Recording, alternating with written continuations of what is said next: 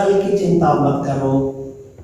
अब हमें गलत नहीं समझना चाहिए, हमें गलत नहीं समझना चाहिए। मुझे विश्वास है कि आप गलत नहीं समझेंगे जब यीशु कहते हैं कल की चिंता मत करो, तो यानी सब कुछ आज ही समाप्त कर दो क्योंकि यीशु ने कहा कि कल की चिंता मत करो। वो बात नहीं, विवेक भी चाहिए, हमें विवेक भी चाहिए, प्रज्ञा भी चाहिए, बुद्धि भी चाहिए, दिया हुआ है उसका। ओके, ठीक है। तो हम प्रार्थना में अभी बात करेंगे। हम विश्वास के साथ प्रार्थना करते हैं। यीशु हमें सिखाते हैं कि हमें चिंता नहीं करनी चाहिए, क्योंकि यीशु को पता है, हमें भी पता है कि ये जो जीवन हमें दिया गया है कितने दिन का है? 2 दिन का है। हम तो मेहमान हैं यहाँ पर, इस दुनिया में हम मेहमान हैं। जितना भी हम बड़े बड़े अच्छे अच्छे घर बना के हम बैठेंगे, रहेंगे, जिएंगे, हम जानते ही हैं, हम अपने दिल की गहराई से हम जानते हैं कि हम मेहमान हैं यहाँ पर। संत पौलुस थिस्सलुनीकियों के नाम पहले पत्र में ये कहते हैं हमसे कि यह निवास स्थान हमारा स्थानीय निवास स्थान नहीं है। हम जहां रहते हैं वो हमारे लिए हमारा स्थायी निवास स्थान नहीं है। ये स्थानीय निवास स्थान जो है वो स्थायी नहीं है। हमें जाना है यहां से, सब जानते ही हैं। हम लोगों को यहां से जाते हुए देखते हैं और हमें भी जाना है, फिर भी हम ऐसे जीते हैं, ऐसे रहते हैं मानो कि हमें यहां हमेशा के लिए रहना है कि नहीं? ऐसे जीते हैं हम। अब मैं नहीं कह रहा हूं कि 2 साल 4 साल के लिए टिकने वाला घर बनाइए उसके लिए, वो नहीं कह रहा हूं मैं, ऐसी बात नहीं है। लेकिन हमें अपनी आत्मा की चिंता करनी है। धार्मिकता वही है जहां एक और यीशु कहते हैं कि अपने जीवन निर्वाह की चिंता मत करो, लेकिन ईश्वर की तुम धार्मिकता की चिंता करो, ईश्वर के राज्य की चिंता करो। तो उसका मतलब क्या हुआ? यीशु कहते हैं शरीर की आवश्यकताओं की चिंता करने की बजाय तुम आत्मा की चिंता करो, आध्यात्मिकता की चिंता करो, क्योंकि वही तुम्हें स्वर्ग ले चलेगा।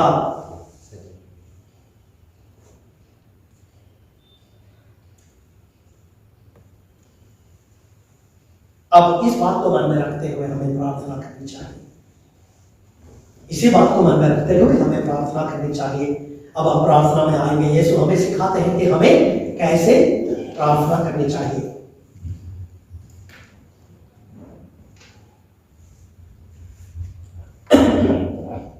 चिंता है, हमें चिंता है, हमें चिंता है या नहीं?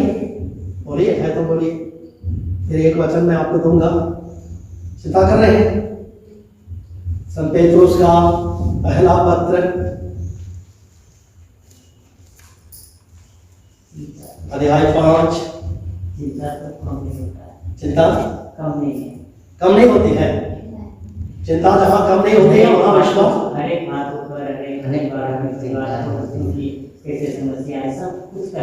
अच्छा, आप यहाँ बैठे हुए हैं, अपने परिवार की चिंता कर रहे हैं, ये बताइए। आप यहाँ बैठे, स्वाभाविक है, अनेक प्रकार की चिंता है। नहीं, वो चिंता से आपको क्या मिला ये बताइए। कभी कभी होता है कि अचानक कोई काम आ जाती है, ठीक है, सोचते हैं इसके लिए हम चिंता हो जाती है, ठीक, जिसके बारे में हम नहीं जानते हैं, ठीक है, कुछ बड़े आ जाता है काम आपका बना हमको तो चिंता करना पड़ जाता है। फिर क्या चिंता करते हैं बताइए। समस्या का हल निकालना। ठीक है, यहाँ बैठ के आप अगर करेंगे क्या कर सकते हैं? आप प्रार्थना करेंगे, प्रार्थना करेंगे। वही देखिए, संत पेत्रुस वही कहते हैं, संत पेत्रुस वही कहते हैं आपसे, हमसे वही कहते हैं। निकालिए संत पेत्रुस का पहला पत्र अध्याय 5 को पढ़ेंगे। संत पेत्रुस का पहला पत्र अध्याय 5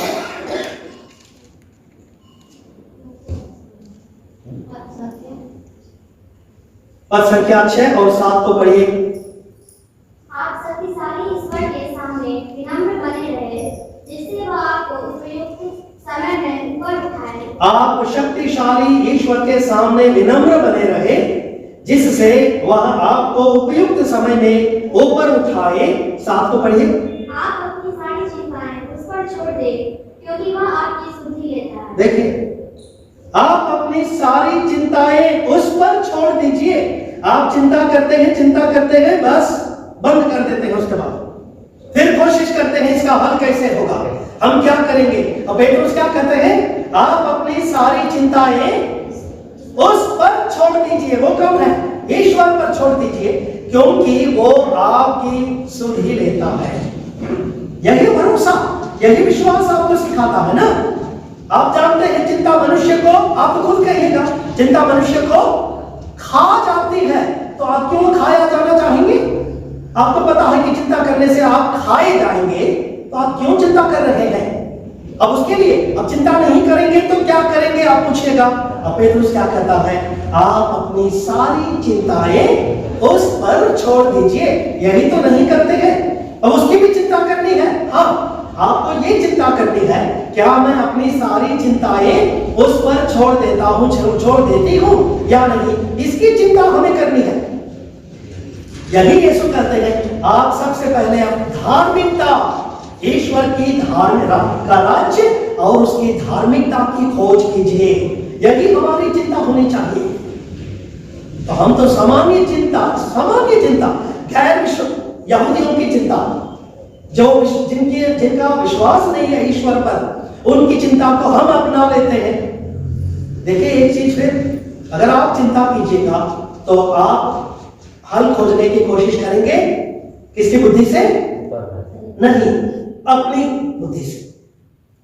आप अगर चिंता कर रहे हैं, मैं क्या करूं, इसके लिए कैसे बनाऊं बुक, तो आप स्वयं अपनी शक्ति से, अपनी बुद्धि से हल खोजने की कोशिश करें।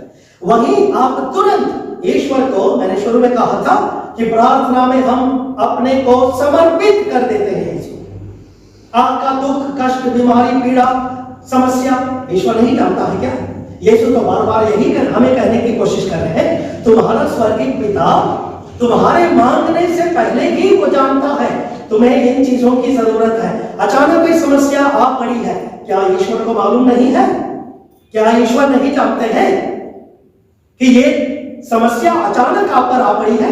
जानते हैं, उनके पास उसका हल है या नहीं, है या नहीं? तो फिर आप क्यों चिंता कर रहे हैं?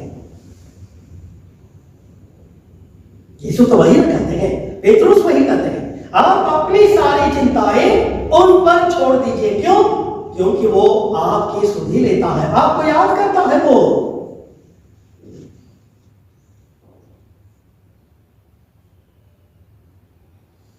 देखिए नबी इसायास का ग्रंथ अध्याय 49, थोड़ा सा निकालिए, उसको पढ़ना जरूरी है।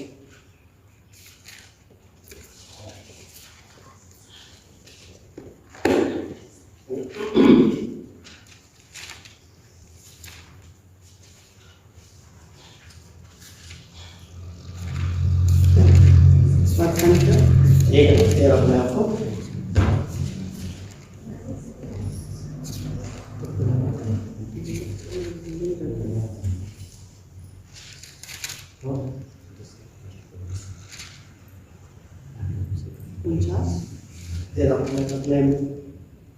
अपने बाइबल में मार्क किया हुआ है।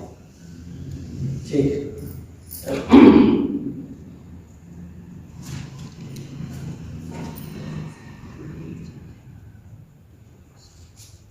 आप संख्या 1 से ही पढ़िए।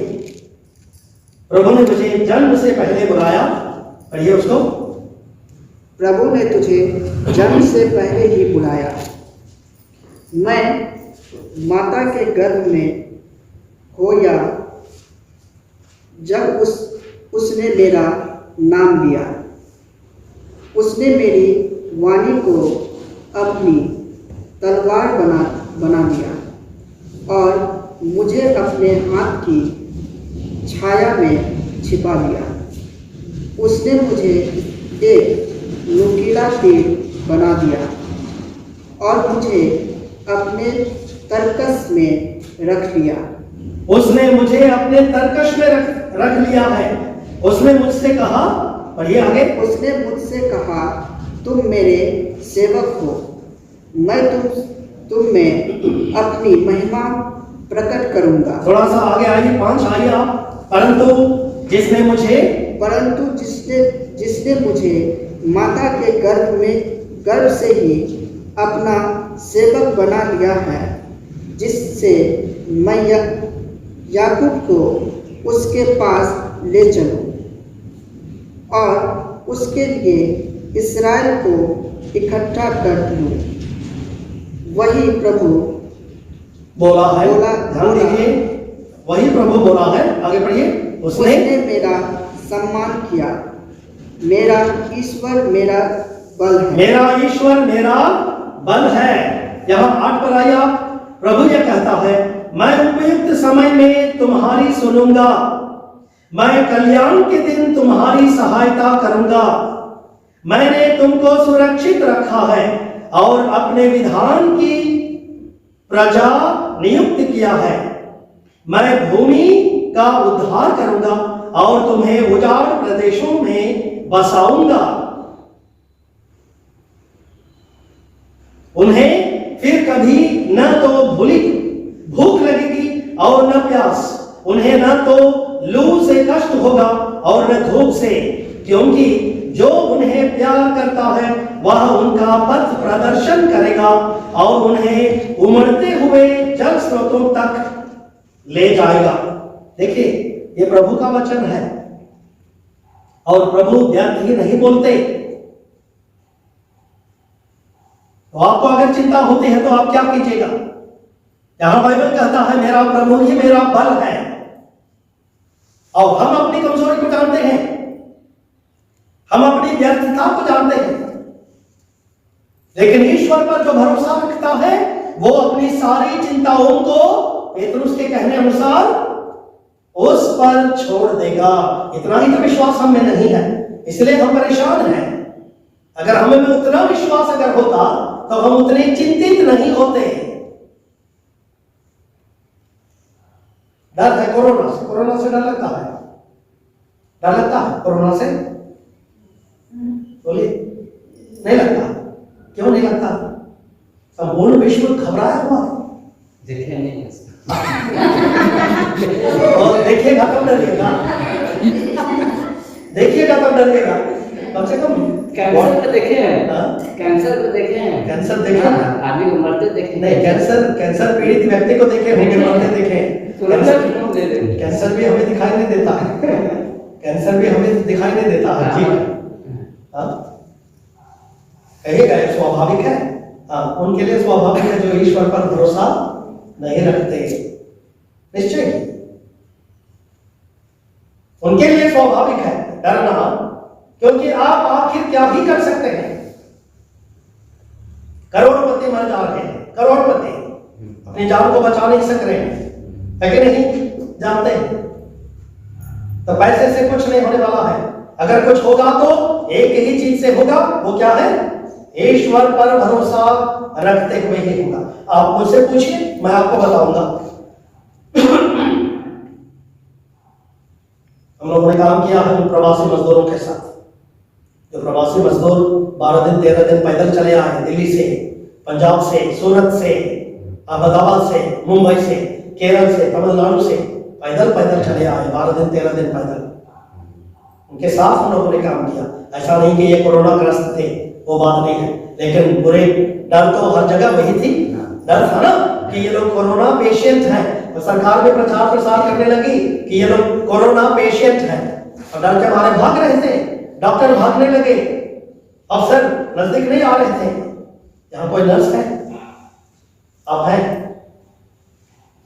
आपको पता है अस्पताल की स्थिति क्या थी उन दिनों? नहीं, आप करेंगे, क्यों नहीं करेंगे? आप क्यों नहीं करेंगे? और ये बताइए, अगर आप उनकी सेवा कर ही रहे थे तो डर, थोड़ा बहुत डर मन में होने के बावजूद भी आपका भरोसा किस पर था? बस यही मैं कह रहा हूं ना। अब मुझसे पूछिएगा, मेरा भी भरोसा उसी पर था। डीएम ने एक दिन आकर पूछा, आपको डर नहीं लगता है? मैंने उनसे कहा, आश्चर्यचकित हो गए। मैंने कहा, सर देखिए, एक बहुत बड़ा चादर हमारे ऊपर बिछाया हुआ है। वे समझे नहीं थे। मैंने कहा, एक बहुत बड़ा चादर बिछाया हुआ है। तो अलग गए तो वैसे पूछ रहे, हमारे ये चादर कौन सी चादर है, क्या बोल? हम बोले, अरे हमारा ईश्वर है, ऊपर से देखभाल कर रहा है हमारी। और हम किनकी देखभाल कर रहे हैं? हम किनके लिए हैं? हम तो पुरोहित हैं, परहित के लिए हैं। हम इसीलिए हैं। तो मुझे भरोसा है कि ईश्वर हमें सुरक्षित रखेगा ताकि इन लोगों की सेवा हम लोग कर सकेंगे। बड़ा अच्छा लगा ये बात उनको, बहुत अच्छा लगा। लेकिन उसी भरोसे के साथ हमने सेवा की। 526 लोग प्रवासी मजदूर उधर से होकर गुजरे। 28 दिन हम लोगों ने उनको रखा था। लेकिन क्यों कर रहा हूं मैं इसको?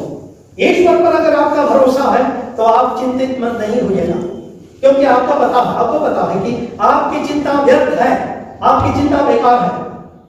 अगर आपकी चिंता बेकार नहीं होती तो यीशु आपसे नहीं कहते कि चिंता मत करो। और उनको पता है कि धार्मिकता की खोज व्यर्थ नहीं होती। धार्मिकता की खोज व्यर्थ नहीं होती।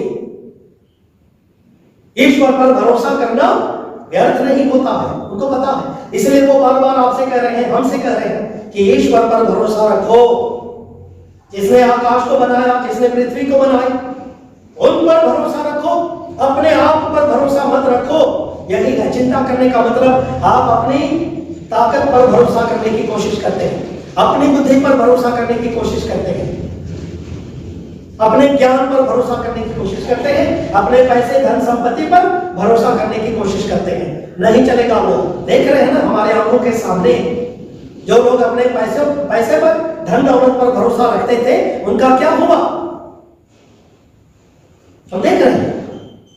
इसीलिए यीशु हमसे कहते हैं आप भरोसा कीजिए उन पर जो आपकी सुधि लेता है,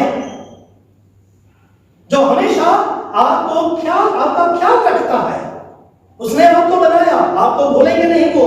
मैं तुम्हें कभी नहीं भुलाऊंगा, ईश्वर कहते हैं।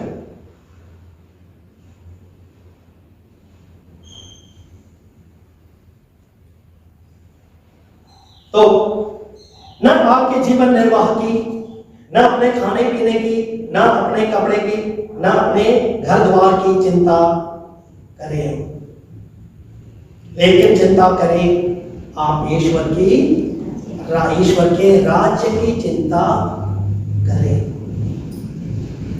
बाइबल में मत्ती अध्याय 13 को पढ़ेंगे तो इतने सारे दृष्टांत हैं ईश्वर के राज्य के बारे में। मत्ती अध्याय 13 में पूरा अध्याय उसी से भरा हुआ है। ईश्वर के राज्य के बारे में यीशु हमें शिक्षा दे रहे हैं कि ईश्वर का राज्य क्या है। लेकिन एक छोटा सा वचन है, मैं आपको पढ़कर सुनाना चाहूंगा। रोमियो के नाम संत पौलुस का पत्र अध्याय 14 पद संख्या 17 को पढ़ेंगे। रोमियो के नाम संत पौलुस का पत्र अध्याय 14 पद संख्या 17।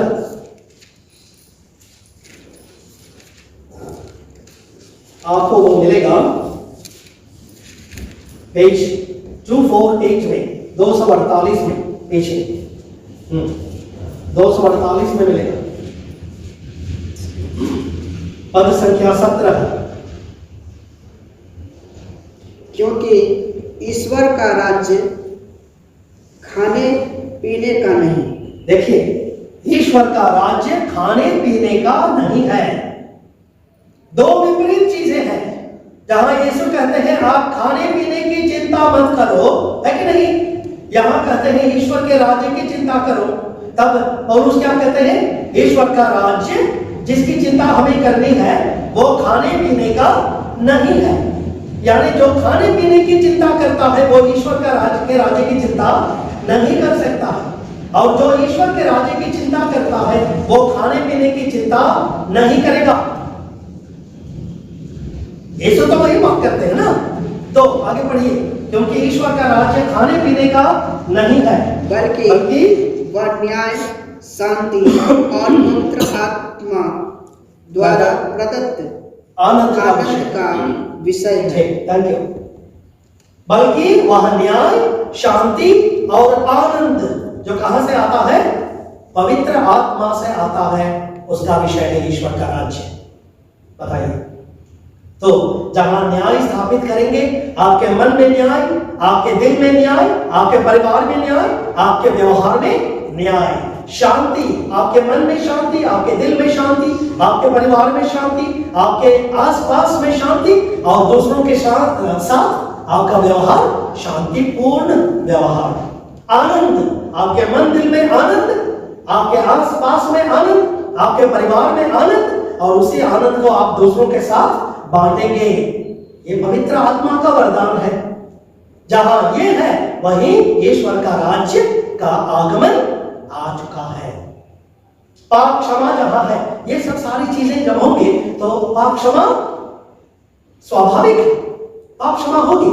आप जहां पर मत्ती अध्याय 5 को अगर पढ़ेंगे हम लोग, यीशु कहते हैं धन्य धन्य धन्य, कब जो न्याय स्थापित करेंगे वो धन्य है, जो शांतिपूर्ण है, शांति प्रिय है, वे धन्य है कि नहीं? जो धार्मिकता के भूखे और प्यासे हैं वे धन्य है। यीशु तो कहते हैं जिनका हृदय निर्मल है वे धन्य है। तो ये सारी चीजें जो पौलुस कहते हैं ना, अभी